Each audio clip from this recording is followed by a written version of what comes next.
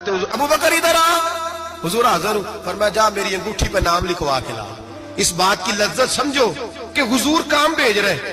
جناب صدیق اکبر نے انگوٹھی پکڑی، توجہ ہے میرے تو بات پہ؟ حضور نے فرمایا اس پہ نہ اللہ کا نام لکھوا کے لا۔ کس کا؟ صرف اللہ کا۔ حضور نے بھیجا۔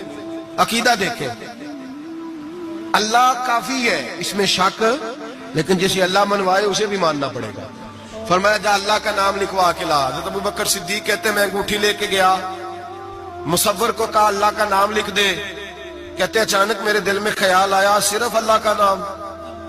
حضور کا حکم کیا ہے؟ کہتے میرے دل میں خیال آیا صرف اللہ کا نام۔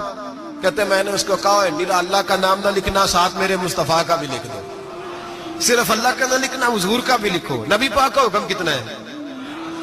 اللہ کا ساتھ میرے نبی پاک کا بھی لکھو۔ حضرت ابو بکر نے 2 نام لکھوائے، فرماتے میں جب تک مسجد نبوی آیا نام 2 تھے، سارے رستے میں دیکھتے آیا اللہ اور محمد 2 نام تھے۔ جب مسجد نبوی میں انگوٹھی لا کے حضور کو پیش کی نا تو حضور نے فرمایا ادھر آنا۔ میں قریب آیا، فرمایا تجھے کہا تھا صرف اللہ کا نام لکھوانا، تو 3 لکھوا لایا ہے۔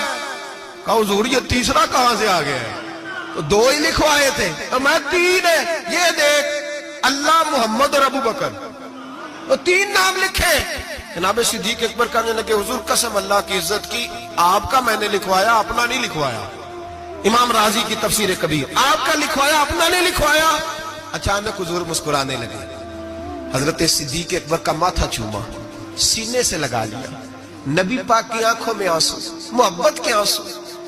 حضور کیا ہوا؟ فرمایا جبریل آ گئے ہیں، اور آ کے کہتے ہیں یا رسول اللہ رب فرماتا ہے ابو بکر نے گوارا نہیں کیا کہ آپ کا نام میرے نام سے جدا ہو، اور اللہ نے گوارا نہیں کیا کہ آپ کے نام سے ابو بکر کا نام جدا ہو۔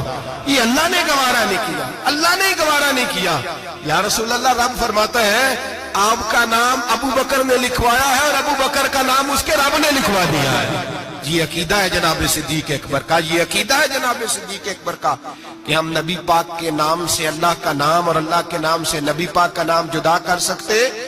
خدا کا ذکر کرے، ذکر مصطفیٰ نہ کرے، ہمارے منہ میں ہو ایسی زبان خدا نہ کرے۔ جناب صدیق اکبر نے عقیدہ دیا کہ میرے لیے اللہ اور اللہ کا رسول، صدیق کے لیے ہے خدا کا رسول۔ اور بس یاد رکھیں یہ نظریات، یہ افکار ہمیں حضرت ابو بکر صدیق دیتے۔ ایک سنار نے گلی میں ایک یتیم چھوٹے سے بچے کو گھومتے دیکھا تو سنار بے اولاد تھا، بچے کو اٹھا کے گھر لے آیا۔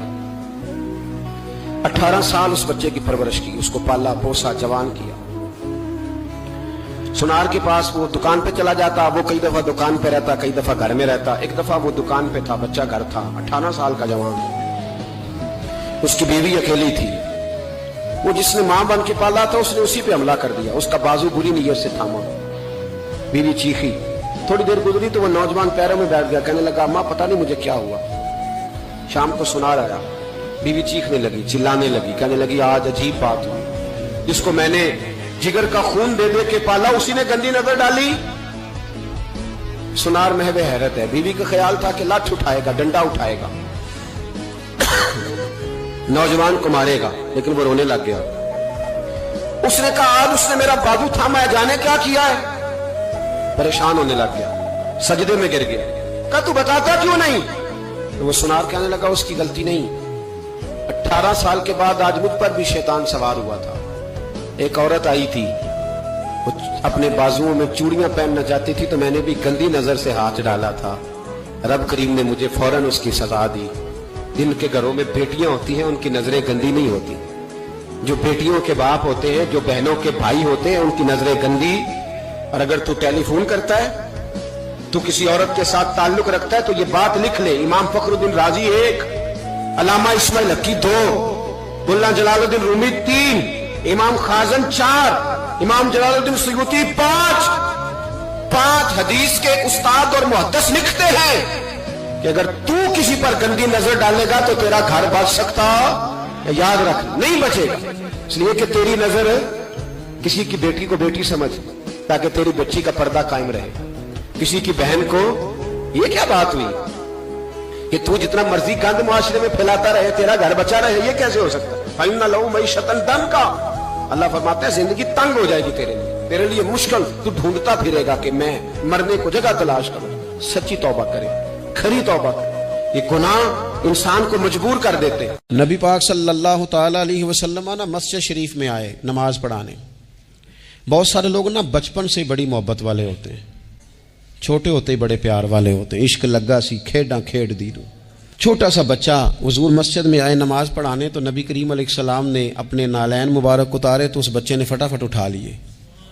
उठा के ना फिर उसने वो जूते साफ़ किए, साफ़ करके अपने पास रख लिए। हुजूर नमाज पढ़ा के बाहर निकले, छोटी सी उम्र है। उसने हुजूर के सामने ना वो यूं करके नालैन शरीफ रखे, करीम रसूल ने पहन लिए। हुजूर मुस्कुरा के चले गए। कैसा नसीबों वाला बच्चा है। अगली सुबह फिर हुजूर नमाज के लिए आए तो उसने उसी तरह महबूब ने जूते उतारे तो उसने उठा लिए, फिर हुजूर के जूतों को साफ किया, फिर अपने पास संभाल लिए। हुजूर ने नमाज पढ़ाई, फरागत के बाद करीम निकले तो उसने फिर उसी तरह जूते रखे। तीसरा दिन हुआ, वो यूं सामने खड़ा है। हुजूर ने यूं मुस्कुरा के देखा, करीम ने देखा, महबूब ने जूते उतारे, उसने थामे, साफ किए, अपने पास रख लिए। हुजूर तकमीले नमाज पर बाहर निकले, जूते उसने सामने रखे। अब हुजूर ने पूछा, बेटा क्या नाम है? यानी हुजूर ने पूछा। नबी के मैंने सुना है वो बन संवर कर मेरी इयादत को आ रहे हैं। ये देखो ना, निर्ख बाजारे मोहब्बत का अनोखा ही हो गया। निर्ख बाजारे मोहब्बत का अनोखा ही हो गया। खुद खरीदारों में शामिल आके मौला हो गया। यानी हुजूर ने खुद हाल पूछ लिया, नबी करीम ने हाल पूछा। क्या नाम है? उसने कहा फलां नाम। बाप का क्या नाम है? हुजूर फलां बिन फलां। किस कबीले से हो? या रसूलल्लाह फलाने कबीले से। फरमाया तुम्हें किसने कहा मेरे जूते उठाओ, साफ करो, पास रखो, जब निकलूं तो दो। अर्ज करने लगे, हुजूर किसी ने भी नहीं कहा, मेरा दिल करता है। या रसूलल्लाह मेरा दिल करता है, मुझे किसी ने भी नहीं कहा। महबूब करीम ने ना वहीं खड़े खड़े दोबारा रुख फेरा मस्जिद की जानिब, काबे की जानिब मुंह करके हुजूर फरमाने लगे, ए अल्लाह ये तुझे राजी करना चाहता है, तू भी इससे राजी हो जा।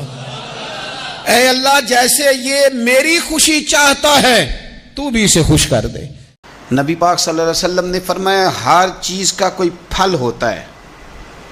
आप कोई काम भी करते हैं तो उसका कोई रिजल्ट निकलता है, फल होता है। तो नबी पाक अलैहि सलाम ने फरमाया ये जो आजिज़ी है ना, इसका फल मोहब्बत है।